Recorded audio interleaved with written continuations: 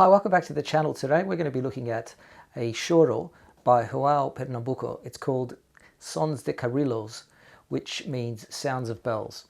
That's a really beautiful, slow choro by Pernambuco, who was quite an important Brazilian guitarist and composer, very respected amongst Brazilian guitarists, and his music is played a lot in both Brazilian and also in the classical repertoire. So let's get stuck in. So I recorded it earlier this week. You can watch that full performance on the link above. Now we'll be sharing sheet music and tab on the screen, but if you'd like to download the full score and also have access to an interactive score which includes the tab, you can join my LGM members on the link above. Okay, so we're going to start in 7th position like this. Okay, so we're going to start on a D chord in 7th position. This is going to be used a lot, and it's also a very common bar chord in 7th position. So it has a little bit of a bell sound, sort of echoes of bells in this melody. And after the pickup bar, we're going to play a C sharp with the D bass, and this is a D major 7 chord. And then we play a bass note A, move to 5th position with a pull off from B to A to G, and then move down to 2nd position. This is our E minor chord. All right, so we go to the 2 chord, and of course, because we're tuned down, I should have mentioned, we're tuned down to D in the bass. So the E is going to be in 2nd fret. And then we move along the 2nd string with a B, hammer on C sharp, D, slide up to 7. Okay, when we slide up to the 7, the F sharp, we're going to play A. And this is our A7 chord with a 6 on it. Then we're going to play stay in 5th position, we're going to play E, A, D. All right, so in 5th position, a little half bar there. And then open D. This is still a D chord, it's a D6 chord. All right, and then completing the D arpeggio in these strings, like this, and we're going to play again. So that happens twice. The second time you want to pull off. We're going to go octaves, F sharp, F natural, E. Back to our E minor chord. We're doing our little movement up the 2nd string again, B, C sharp, hammer on, D, 7th fret, and then 5th position again, D6. All right, so that's the first part of the melody. We go back to, because we've got a lot of open strings, open chords, it gives us lots of time to get back. So we're going to play the opening melody again. Okay, and then bass, 5th position, E minor, melody on the 2nd string,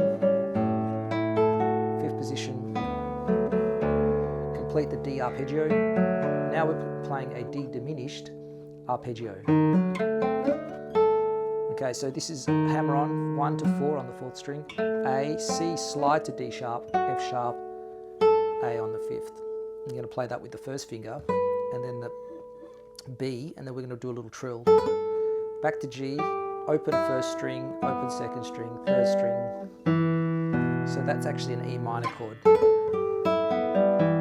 Make sure that when you're playing that descending, you play A, M, I, okay? And then A, M, I, P, P, thumb, thumb, bass, pull off. Back to our D chord with an A bass. E minor, A, 7, D. So it's a 2, 5, 1. So that's the first section. The next section we're going to go to the dominant key, which is G.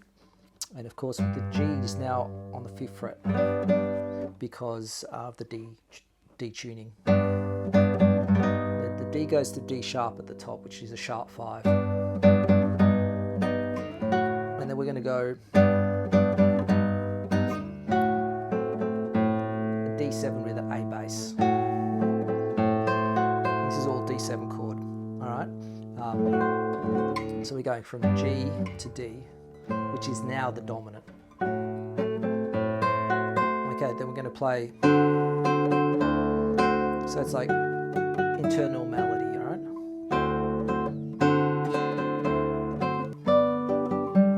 So the G here is, if you could sort of think of a D chord moved up, we have the G here, open third string, then we move to 12th fret on the second string, B, E, pull off to D, slide back to 7th fret.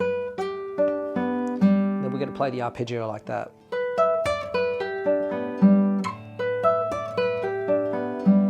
And that's quite a good arpeggio to play. You might see this often in electric playing where people kind of sweep. It can often be used to sweep a G chord there, but we're going to pull off and just pluck each note and then go back up like that. And then once we go back to the D, we're going to jump an octave, all right? So it's like that, and then pull off to the C, a bit of a chromatic passage. So 4, 3, 2, 1 on the second string. We're in 7th position, and then jump to 5th position. The F sharp on the 7th fret, and then back to the A7 chord, and then again half bar like that. Slide the 4 from 7 to 5. This is our D7 chord. Okay, we go back to the G, G sharp 5, D7, internal melody G chord, pull off. Now instead of going to G chord, we're going to go to E7 arpeggio. All right, this is a very classical thing to do with the open string, utilizing that open string to move. And now if you have the 4th finger here, you can just slide it. It's a very smooth way of playing. And then we have 3 chords, P-I-M-A, a C6, E flat 6, and then we have a G chord here, and then D7 chord, da da, and then G. And then you can either repeat the middle section or go back to the start. And the start really just finishes in the same way with a final D chord if you want. So you might finish it with, and then you can put a final D chord there. So I hope you enjoy learning this wonderful, short, or delicate, gentle melody supported by interesting arpeggios and chords. A really well written piece and very accessible to the intermediate player, I think, especially if you play it slowly. And it does say comodo tempo, so like a comfortable tempo. If you enjoyed the video, please give it a like and consider subscribing, and hopefully I'll see you over in LGM Members on my blog. And that's it from me today. I'll see you next time.